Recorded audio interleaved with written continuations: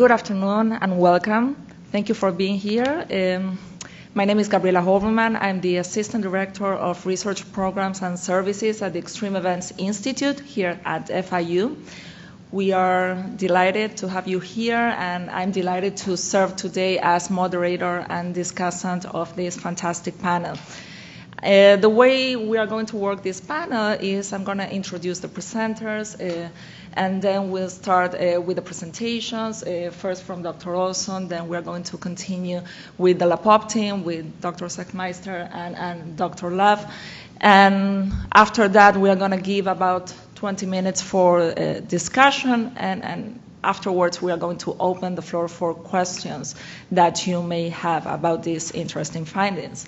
So I'd start with the introduction of Dr. Olson, who is Director of Extreme Events Institute and the International Hurricane Research Center at Florida International University, and has been involved in disaster response evaluation and research since 1972, primarily in Latin America and the Caribbean. His most recent publications are in International Studies Perspectives, Environmental Hazards, and Latin American Politics and Society. Dr. Elizabeth Zechmeister is Associate Professor of Political Science and Director of the Latin American Public Opinion Project, LAPOP, at Vanderbilt University. She received her PhD from Duke in 2003. She is author of numerous articles, book chapters, and reports on topics such as security threats, public opinion, voting, ideology, parties, and representation. She is co-author of Democracy at Risk, How Terrorist Threats Affect the Public and Latin American Party Systems, and co-editor of a forthcoming volume on the Latin American voter. Dr. Gregory Love is Associate Professor of Political Science at the University of Mississippi. His research focuses on social preferences, political behavior, democratic attitudes, and social responses to disasters in Latin America. He is an author on both the 2012 and 2014 America's Barometer regional reports. His recent work has been supported by the National Science Foundation and appeared in Comparative Politics, Comparative Political Studies, Political Research Quarterly, and Political Behavior. So with that, I would like to introduce Dr. Richard Olson. As we get started, I just want to say what a pleasure it's been working with Vanderbilt. Intellectually stimulating, great collegiality, and fun. No one has asked the questions that we're going to talk about. And that's just enjoyable on a variety of dimensions. Don't be too impressed. This simply means that the university gets 3 positions filled on 1 salary. I want to contextualize what we're talking about. My first disaster was Managua in 1972.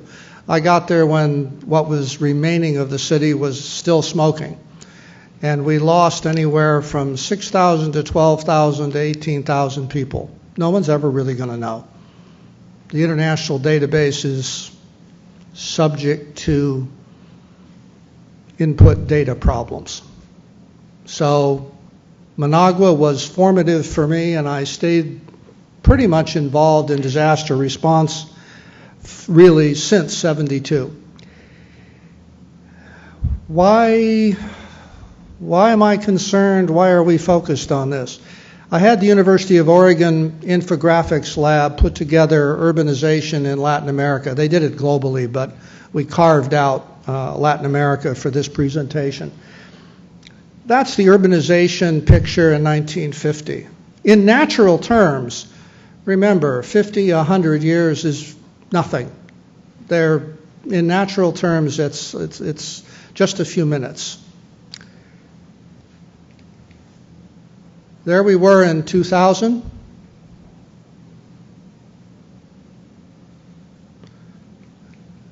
And this is what our kids and grandkids will be dealing with in 2050. Urbanization, urban growth. One of my architect friends in Latin America said, remember, more than half of all the buildings that people will be living and working and shopping in 2050 haven't been built yet. So why do I obsess a little bit about building standards and land use? Because of that pace of urbanization. You have to just look at it and it takes your breath away. And in many cities, they've used up relatively safe lands. And if you think about the number of, when you fly into Latin American cities, look at the number of cranes. Look at the number of houses that are adding a second or third story. Look at the number of new areas that are being developed, not necessarily in the safest of land use patterns. We got to be real about this. Our exposures are just exploding.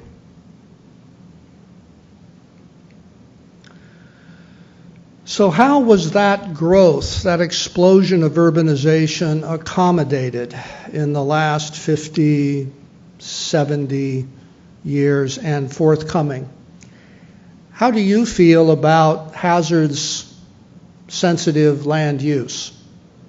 How many river valleys do you now find crowded? How many areas with poor soils, liquefaction possibilities?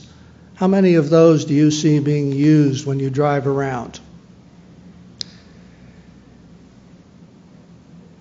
And then we put buildings on them. And remember, buildings go from the design to the construction. You have to check materials. Is the concrete the right mixture of sand and cement? How is it being formed? How is a structure being held together? It's a complicated task to put up even a two-story building. And think hard about maintenance. If a building is not properly maintained over multiple decades, how do you think its integrity is when it's been exposed to seepage or rainwater or other kinds of deterioration? How has it been maintained? Has there been any enforcement of standards, land use, building standards, design, materials? And who the hell's accountable if it has or has not? Who should get the credit if there is a pattern of good standards and enforcement? And who can be held accountable if there isn't? And before I go on, one of the ongoing arguments about disasters is their role in political shocks. One aspect of the presentations this morning is I need you to think about disasters as triggers more than causal, that there are underlying problems, resentments, losses of legitimacy, suspicion of institutions, distrust. And if you look ahead, I'm going to do this because I like the little button thing. If you look at that and you think about the findings from LAPOP from this morning, and you add in disasters as possible triggers, not causal, but as triggers, with the preconditions being set as we speak, then how do we feel? And in terms of, for me, land use and building standards, building codes, when you drive around, when you check into a hotel, when you visit family, when you visit friends, you really comfortable in those buildings, knowing what you know? How comfortable are you? If you're only going to be there for a week or two, in the risk business, we roll the dice. But if you're living there in those buildings, it's a completely different calculus. Because you're likely to be there, or your children or grandchildren will be there for 30, 40 years, or in similar buildings. I don't usually put text up, but this is an exception. This came from the field work from a country where we were pre-testing with LAPOP's questions, our disaster questions. And I want you to look very carefully this is like an academic article in one page. Couple of conclusions. Remember what everybody said this morning about bribery and corruption.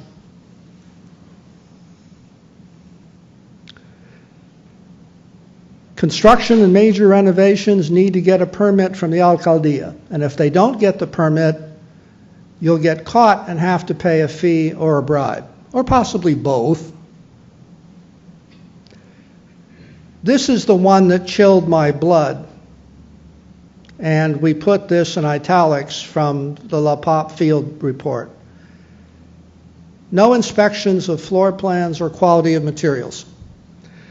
This means that you can get all the permits and everything and still have a very unsafe house. Now, okay, residential construction, 1 to 2 stories, might be able to absorb those losses. The local team tells me if you want to build following all the standards, and this is a high seismic zone, the ones that matter, it can cost up to 3 times the price for basic construction. And then there's another. This is the other one. But the price difference obeys to the difference in the price of materials, not the permits.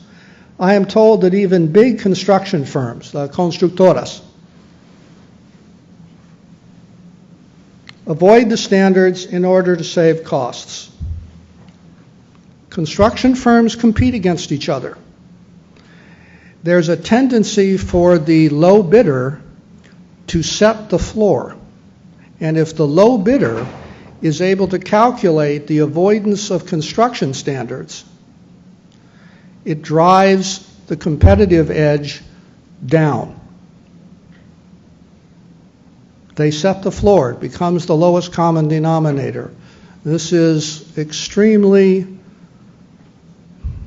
half of all the buildings in 2050 haven't been constructed yet. So now how do you feel?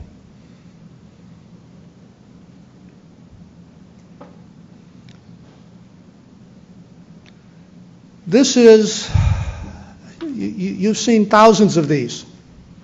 This is a upper middle class in a major capital city. Why am I actually putting this? It looks okay. The point is that we had someone live across the street from this building during its construction. And he saw everything from the foundation up. This building was essentially built by hand. It was a father and some sons, a maestro. There was no evidence of an engineered plan.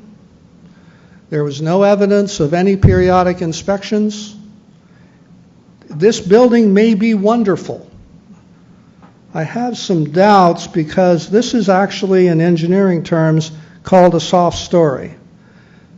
It's open to allow parking, but it puts the entire security of the structure essentially on columns. And this is a city subject to magnitude 7 to magnitude 8 earthquakes. Soft stories keep me awake at nights. We don't know if the rebar was tied together.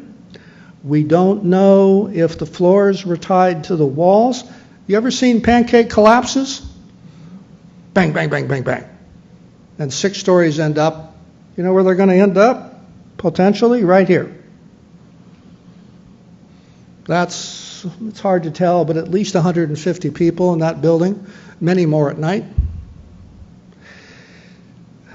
Look, this family that built this structure, the Agua family, they called them that because they kept yelling for more water to go up on buckets to mix the cement, to mix the concrete. We don't know. This could be a very nice building, and it could be structurally sound. The point is, with no instructions or no inspections and no apparent engineering plans and no visits by an engineer or an architect, we don't know. And that's the fundamental problem as you look in the next 30 years of urbanization in the LAC region. We have no idea how many of these buildings are good or how many of these buildings are potential pancake collapses. Having been through the response to, I've lost track of the number of multi-story collapses to which we've done response and search and rescue. It is a grim and sad task. And it really has to do with the structural integrity of a lot of these buildings. So why focus on disaster risk reduction? We know our hazards. Exposures are exploding. The vulnerabilities are based on whether or not you think we have good construction standards and enforcement. Ends up with risk. Risk plus time. Just wait long enough, you'll have events. And frankly, the response paradigm has run its course. We're just going to be overwhelmed by the size of the events. And responding with tents and sheeting and water, and it's yesterday's game. If you really want to think about risk, the 21st century is going to be all about disaster risk reduction, or not. Because if we don't do it, then the events will continue to mount. And that should be, thank you. Well, thank you for being here. And I just want to take the moment to thank Rich for collaborating with us in this way. Everything that he said about us, I'll say back in exponential form. It's just a real pleasure to collaborate with the foremost expert in this topic, and we're just delighted to be able to have his expertise and his support for the work that we're doing and his collaboration. So what I'm going to do is present, Greg and I are going to present some preliminary findings from the 2014 Americas Barometer on this issue of disaster risk reduction. And I'm going to begin by putting our work on it, Greg's and my work on it into perspective. And I'm going to begin by just introducing the disaster risk reduction module that we put onto the 2014 Americas Barometer. So the module is asked in 10 countries. This is out of the 28 countries that will be working in this round. The data that we're going to present today come from 9 of these countries. We did not have the data from the Bahamas assessed in time. That said, we're going to pool it all together. So we're going to present to you sort of averages based on the merged data set from the 9 countries that you see here, not including the Bahamas. The module includes 3 questions. The questions ask about trade-off over safer homes versus lower costs, perception of corruption in construction permits, and beliefs regarding enforcement of permit rules. And Greg will give you the wording of the questions that we're going to focus on when he gets to that section.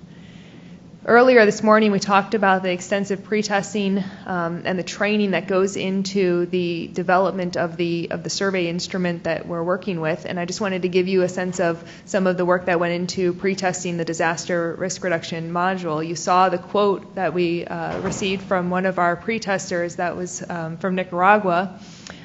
Here we have our pre-testing team in Honduras.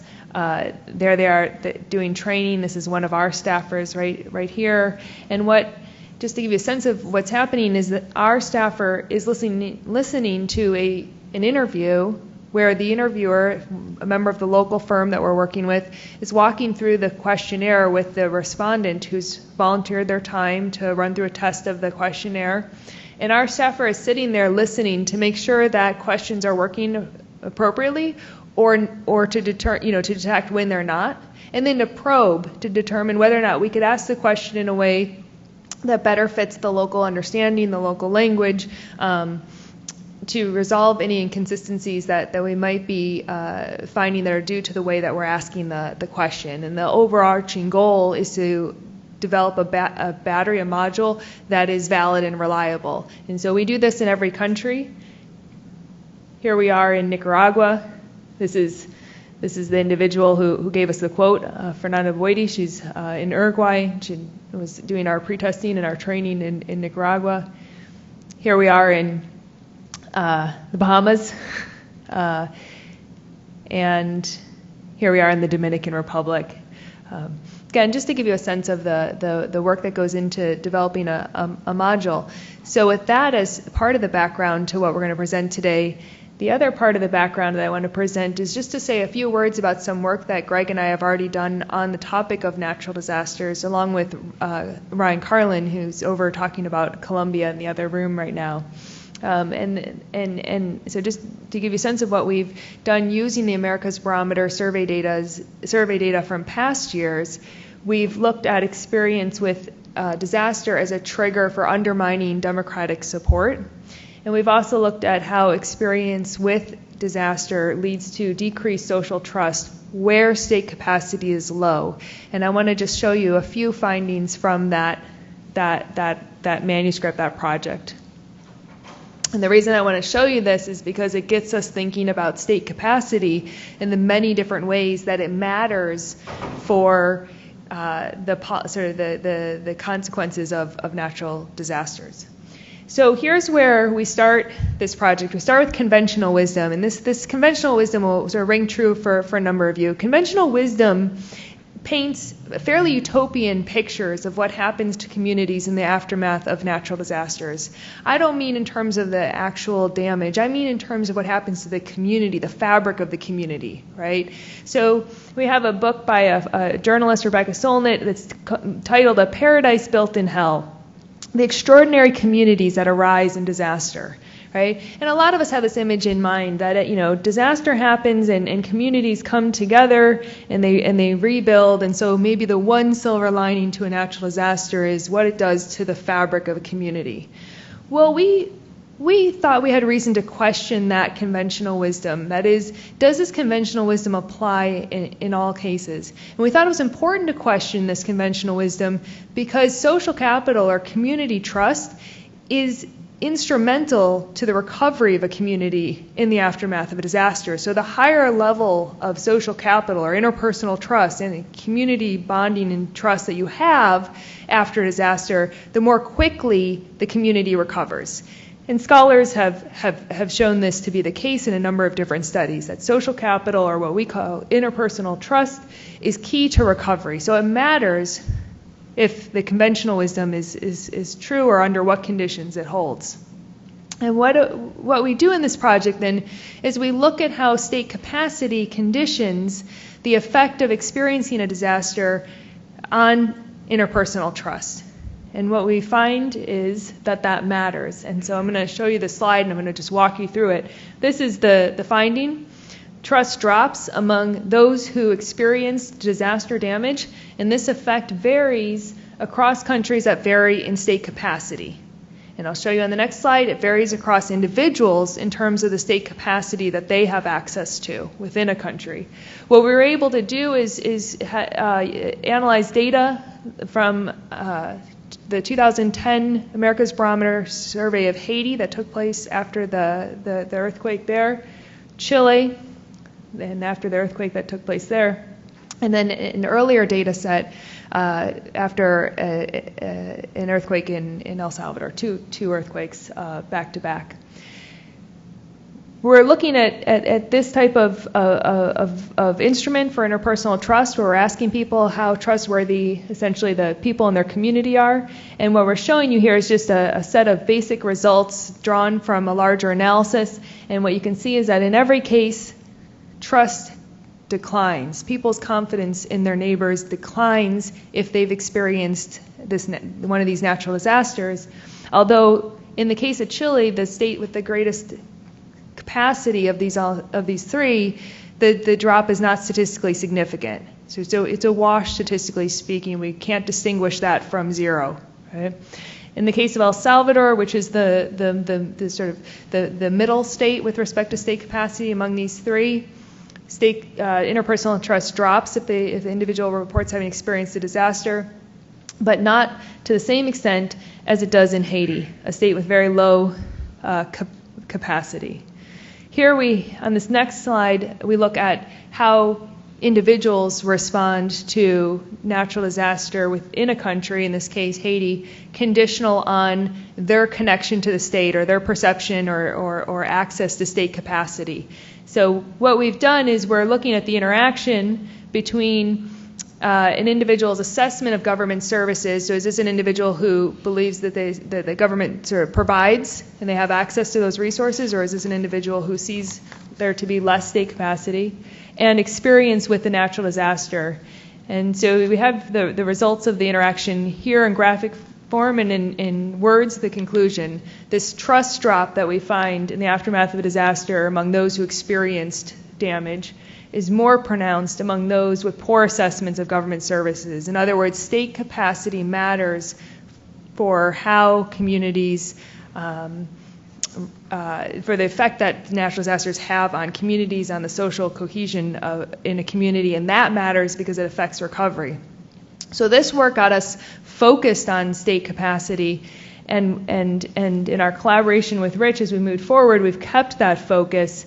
And so now with this current project, we're bringing state capacity back in, but now into this investigation of disaster risk reduction. And so I'm going to turn it over to Greg, who's going to talk about some of our preliminary work addressing these two questions. So the beginning question then, starting from the point of worrying about the effect of natural disasters and as Rich is pointing out, the growing potential for them, plus the insight that we seem to find that not only if you have low state capacity, you might have poor building construction, that then these disasters are even more worse off. So the next step was trying to understand where would we find support for disaster risk reduction policies, and how does state capacity and the potential for bribery in particular, as those pretest quotes show, fit into it. So in these 10 countries that Liz pointed out there, we asked them, would you be willing to pay more for safer home constructions, or do you want to avoid cost increases? And then we generally find a majority supporting safer home construction. And if you put in the group that say both, even though that was not an option read to them, you generally find actually fairly large support for increased quality of construction, even if it increases the cost of the building. This is, in contrast to what we actually find on the ground in many of these countries, that there's generally the base level public support, but politicians don't seem to be caring about that. But we also find at least a good third that say, no, keep it cheap. I don't care if it's potentially dangerous. And here you can see by country, it also varies quite a bit as to support for the level of increased DRR investment. And unsurprising to some degree is Chile here has both some of the highest state capacity in the region, but also some of the most extensive events with regard to both seismic and forest fires recently and flooding and so forth. At other countries which have quite a bit of natural disaster events, like Belize here, potential for hurricanes, fairly low support. So that got us thinking about what it starts to explain some of this individual level variation in support for DRR policies. And basically we came up with three conceptual areas around state capacity. And that was basically service provisions. So often one of the starting point might be, well, if it's not safe and secure in my community, why don't we have the government take care of that first before we start to invest in such things as building codes? Relatedly, if the government can't take care of policing, why would I ever think that they could police building codes either? They're incapable of handling it. So places where individuals think the local government, national government provides services, they're more likely to support DRR. The second one is corruption, which of course we thought if people view their system as corrupt, why we're going to invest and have higher costs of building if all it's going to do is line the pockets of politicians. So those with experience of corruption or perceptions of corruption are less likely as well, viewing it basically as lower state capacity as well. And finally, a general idea of integrity, overall institutional trust. If you trust your local government or your national executive government to enforce these codes and to take care of it, then you're more likely to support the policy. But if you don't trust them to implement them appropriately, then why, again, would you support spending in this area? And so we had a related angle to that, which is a differentiation between national and local contexts. Here we have less of a theoretical thought other than potentially the local context may be more important, closer to the ground, the ones that are likely to actually inspect buildings and so forth, and that the factors at the national level should have less of an influence. So we did think that there may be a differentiation amongst people with their views of state capacity when it comes to disaster risk reduction, because we tend to think of building codes, in particular and land use planning with regard to flooding, tsunamis and hurricanes, as a local issue more than a national issue. And so basically the underlying question hypothesis is individuals who view higher state capacity in these three forms, either at the national or local level, are more likely to support disaster risk reduction policies. And so to begin with, in the analysis I'm going to show, the dependent variable we're talking about is support for that question for safer home construction. Now we dichotomize it down to basically if you say both or safer home construction, we're going to code you as supporting DRR policies. If you say keep buildings cheap, we code you as 0.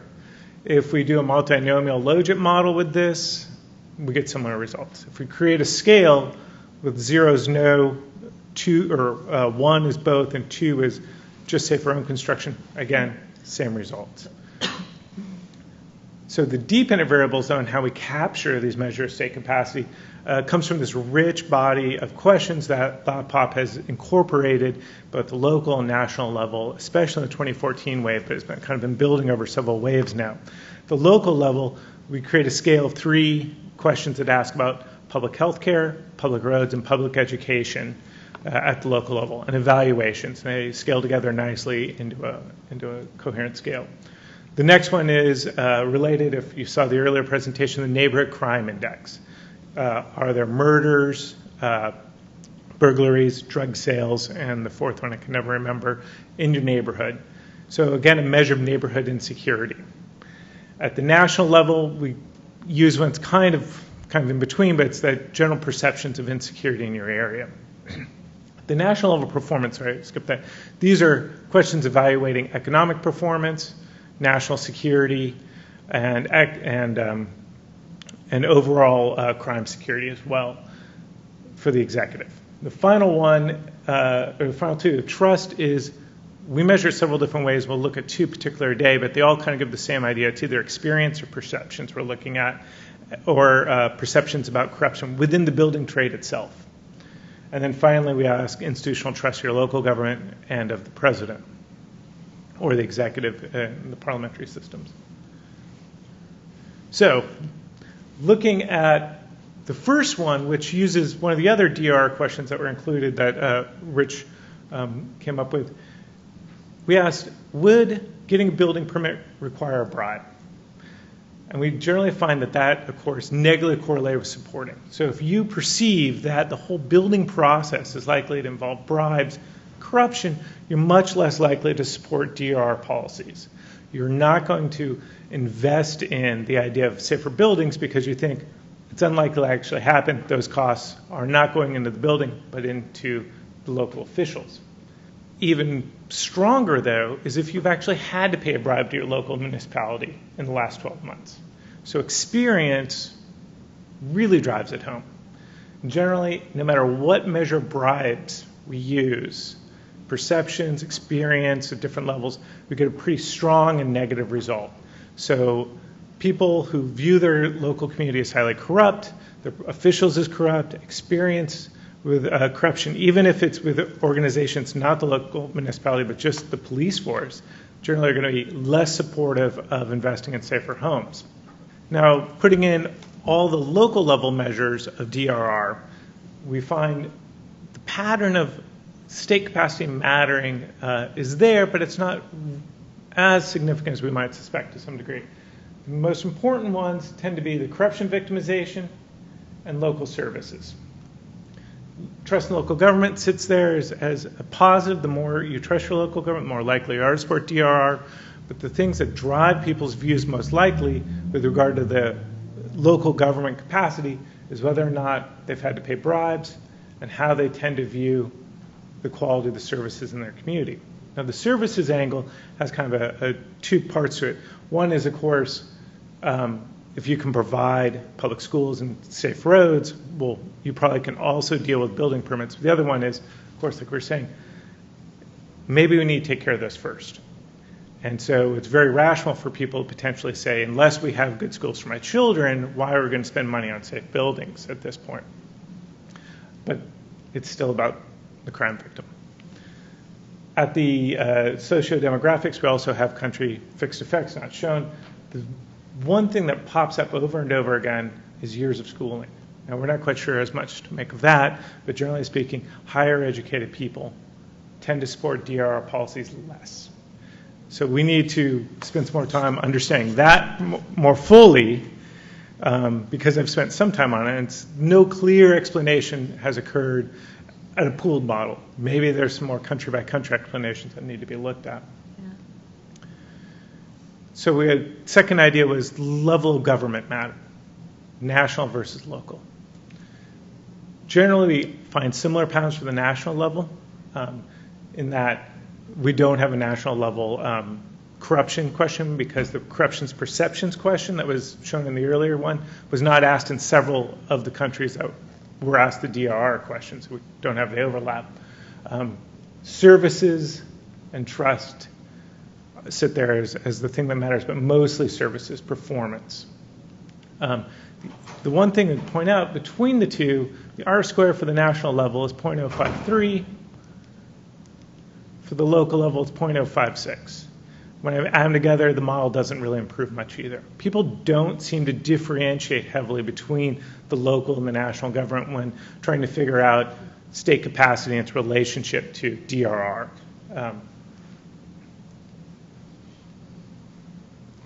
So kind of some of the preliminary conclusions we've driven from these models we looked at, and others that we've done and not shown here today, is that state capacity generally kind of people that perceive their government, local or national, as having higher state capacity are more likely to support DRR.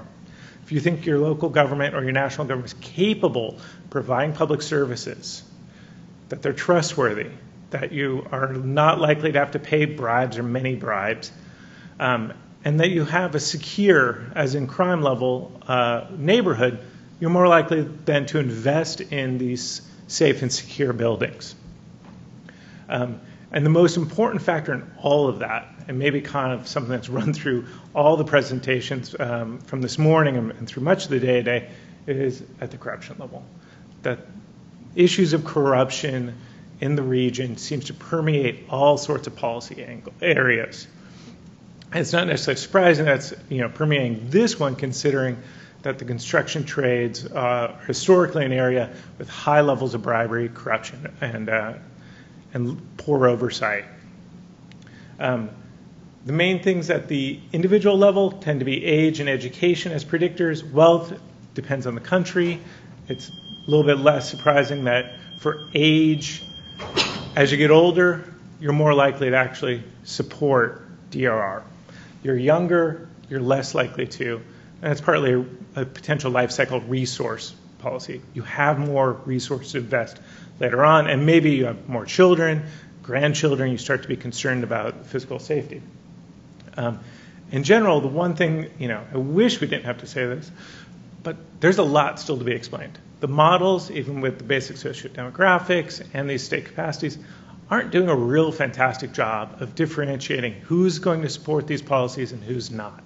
Our understanding of public opinion support for DRR in the region is really early on. And so this is, a starting point, but we're far from having the answer. And I think this survey in these 10 countries is a really great starting point for us to figure this out. And with that, Sure. Thank you. Thank you. I would like to thank our three panelists for these very interesting presentations. I'd like to do some brief comments on these presentations and the findings, and then suggest maybe a couple of questions to each of you and open the floor for further discussion. So I think the results show how important it is to look at disaster risk in the Americas, and this collaboration is an example of that, not only for the region, but specifically some countries that really face not only the intensity and level of hazards, but several problems, as Dr. Olson mentioned, land use problems, urban informality, uncontrolled growth, what we do with the built environment. These real pressing issues, along with perceptions of corruption, lack of transparency and accountability, give really the problem of looking at disasters a very important place in the region. I believe the data, as Greg and Liz presented, is particularly rich. It shows us very important cross-country differences across wealth, gender, and education. I found very interesting the trade-off questions where we ask, this trade-off between DRR investment, safer homes against cost increases. And I was surprised to see that 4 countries, Nicaragua, Chile, Uruguay, and Dominican Republic, all stand over 60% selecting safer houses across a bunch of others, such as Mexico and Belize and Honduras, who fall below 40%.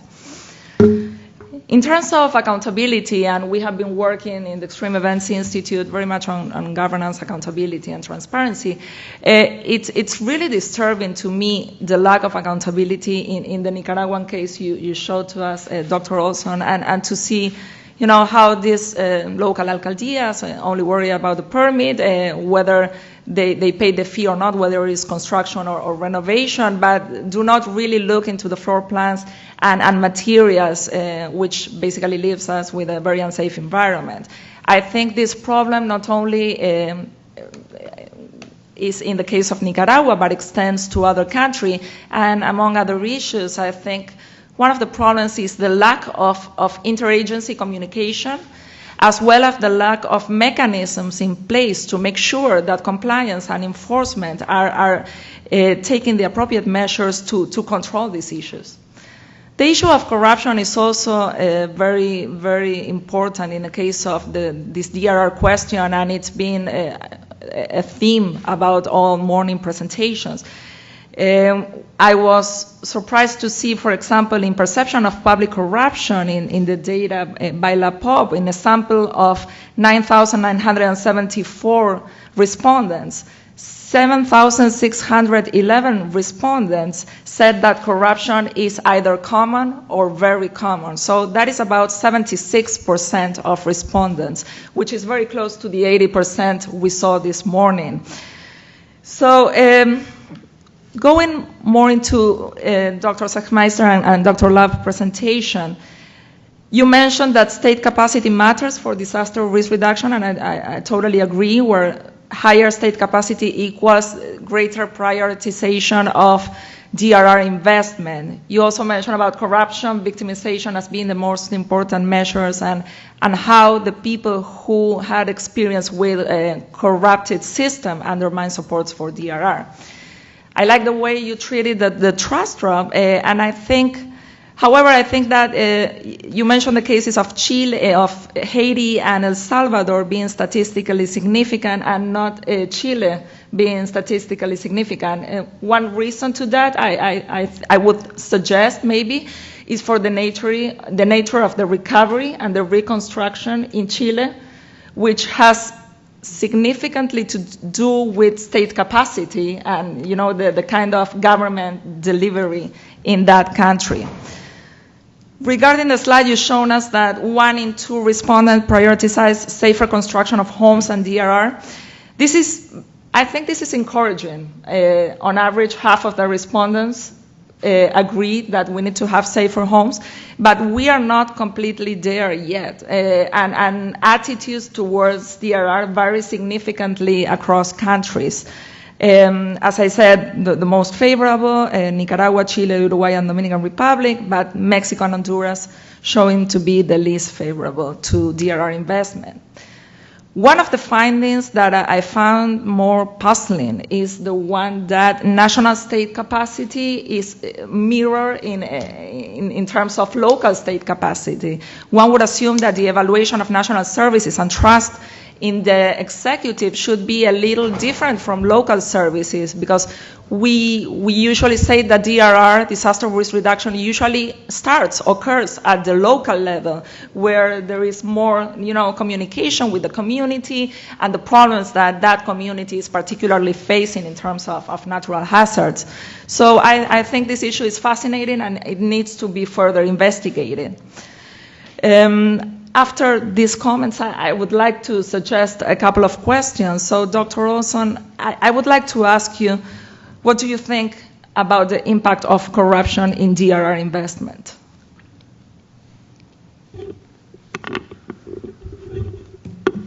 Okay, the fundamental problem for most people in a hazard area is if they feel there's pervasive corruption, it sets up a kind of reluctance to engage or support stronger codes and stronger code enforcement if they know they can be evaded. Stop for a minute and think about hazard differentiation. If you're worried about wind in a hurricane area and you want to build a safer house, but the person next to you is whatever it is in English, but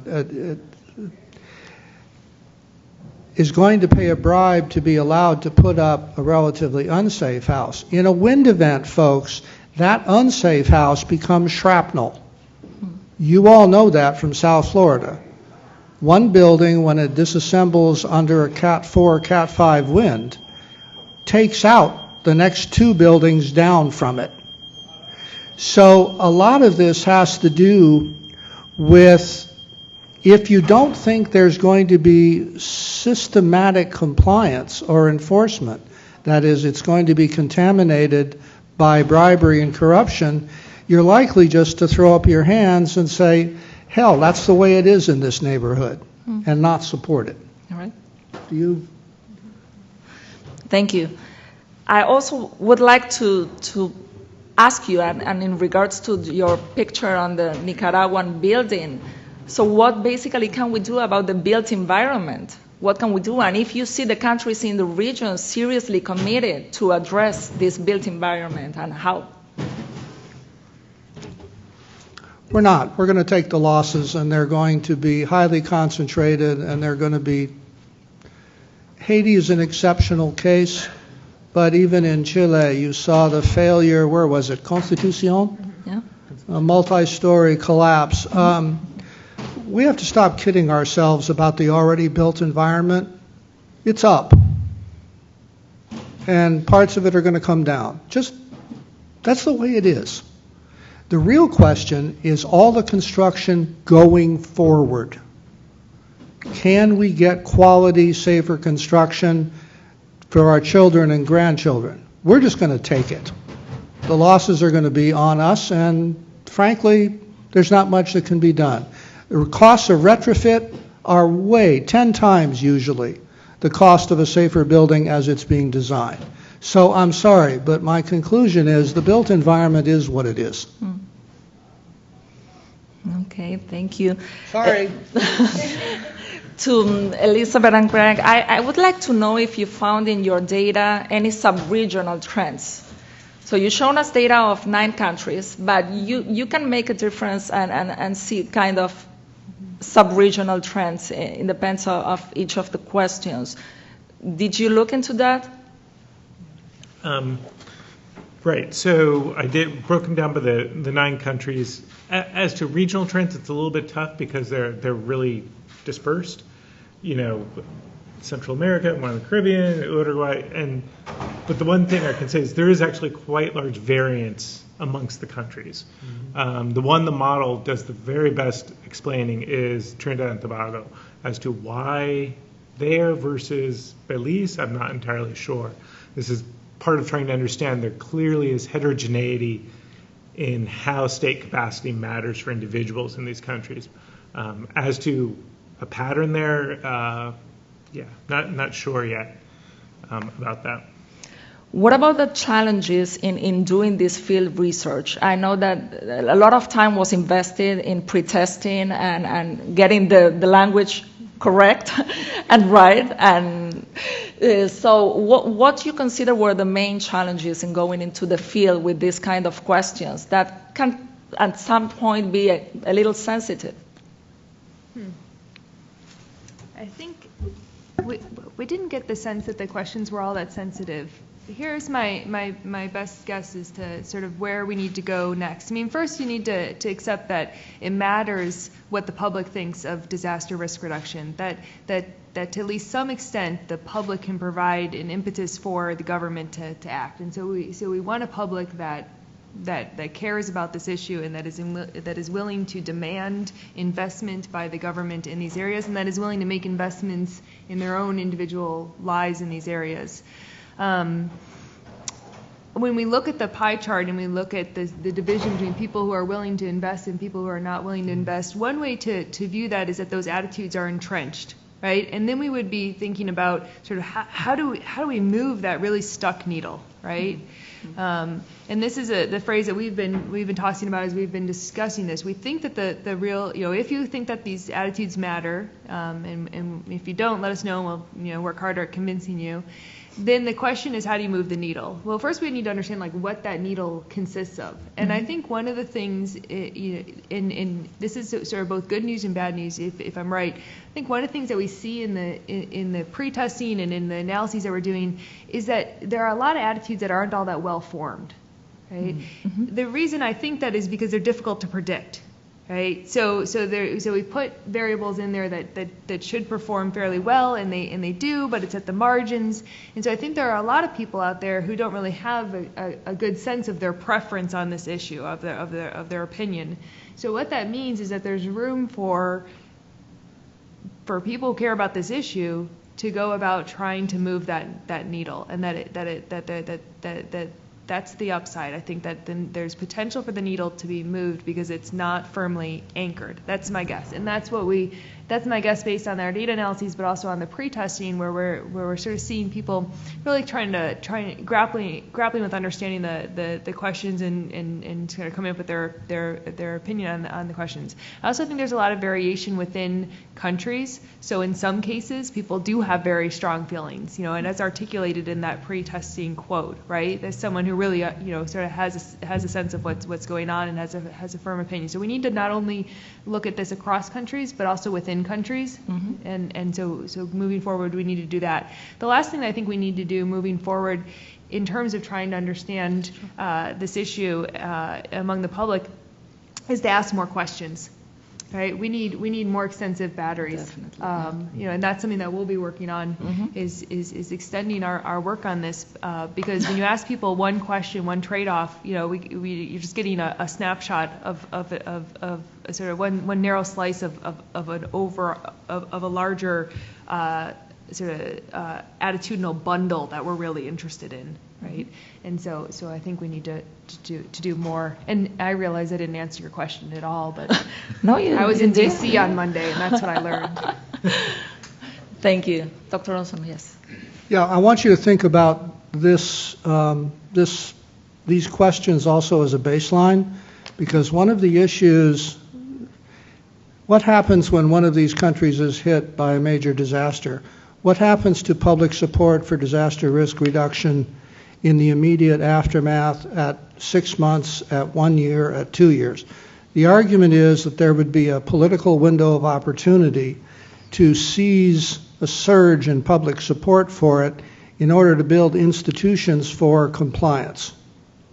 So this is not only, the data are not only important in and of themselves, but that they're going to make very interesting comparisons when one of these countries gets hit. And as we all know, pretty much any time.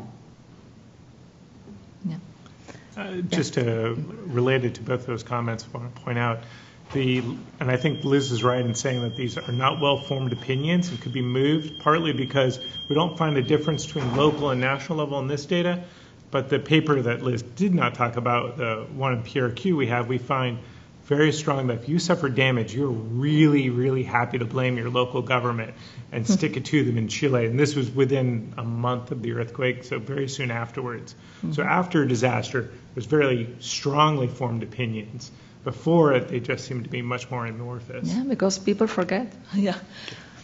Okay, well, thank you so much. I would like to open the floor for questions. We have a mic over there, so please identify yourself, and the panelists would gladly take some questions. Sure. Okay. It's for recording purposes because the NSA is obviously listening. Go ahead. I guess one is completely ignorance in the team, and I was wondering, in Latin America, to what extent local government, municipal government, really have an active role in responding to natural disaster rather than the national government, because it's, for me, it's not what the image that I have, so informant in that. And the other thing that I wanted to know is a little bit about yourself in the education finding. You were showing the pool data, but I wondered if you have seen difference across countries, because it's really counterintuitive why that is happening. And so, so maybe people, have more like an individual responsibility kind of thing with people, or I don't know, what is I haven't had thoughts on that, but do you want to talk about the local response in Chile? Yeah, right. So at the local national level, the response to disaster, that tends to be nationalized, just if it's a large enough one, because capacity at the local level. The planning beforehand tends to be very localized. Even in a unitary centralized country like Chile, local land use planning, like can you build in this area or not, was done at the municipal level. And actually many of the lives lost was through tsunami inundation in areas that the national government had labeled as dangerous, but the local government had said, it's fine, you can still build there, and we won't put up any protection. As to variance in the region level of this, I think that's a really interesting aspect of it that we haven't had anyone give us the money to collect the data for. So, Do you want to say more about the... Yeah, we're working on the money. Oh, okay. I'll say something about the education, and it's just an hypothesis. We really don't know why. So what we're finding is that those who are more educated are less willing to sort of express a preference for investing in safer homes, right? That's what we're finding. Yeah. And one of the things I'll say that we see across Latin America when we look at those who are more educated is that they tend to be more cynical with respect to government. They tend to express, I think that's the best way to say it, greater levels of cynicism. So you've seen this in the data it over and over again. I think that that's somewhat different from what we see in the U.S. and what we see in Canada when we look at the data. The more educated group in Latin America tends to be highly cynical, distrusting of the government. And so it may be that if their views of state capacity matter, that education is actually capturing that in another way, right? Which is that those who are more educated, think this is not worth investing in because, But it gives us a sense of who to reach out to if we're trying to move that needle. And hopefully we'll, in further exploration, be able to, poke at that and see if that hypothesis is the right one. Thank you. Any other question?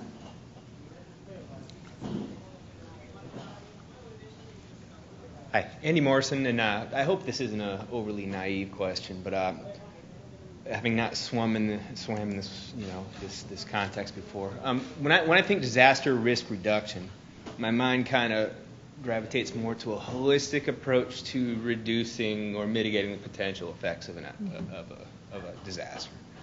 This effort has focused, it seems, very solely on structural integrity construction standards.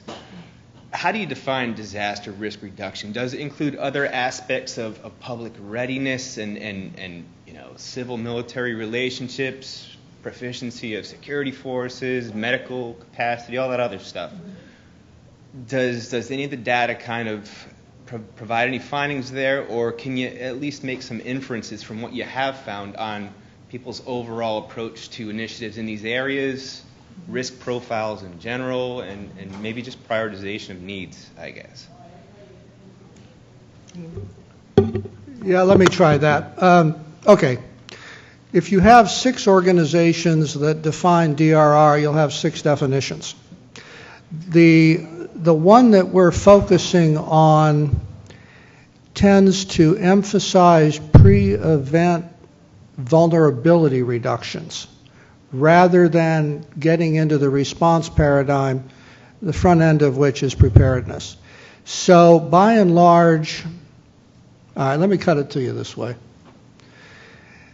If I have an event with 5,000 killed, 10,000 injured, and 25,000 homeless, I'm going to show you a pretty poor response.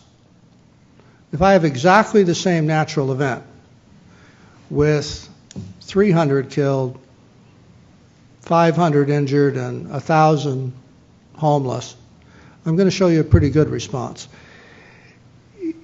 My gut over 30 events or wherever it's been is that if you look at land use and building standards and construction, if you give me those, I can cut your losses 80%. So the emphasis in our work is really on the front end in the equation of vulnerability reduction. The other piece of the puzzle is response capacity. I totally get it.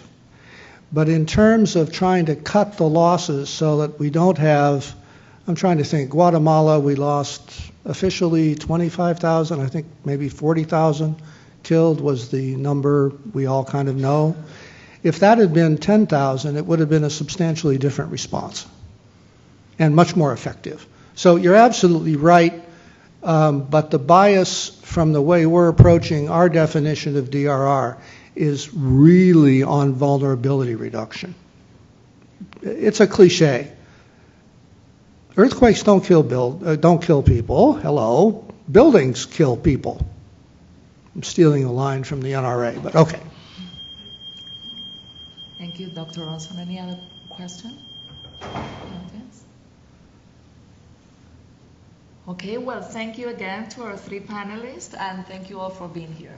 Thanks so much. Thank you.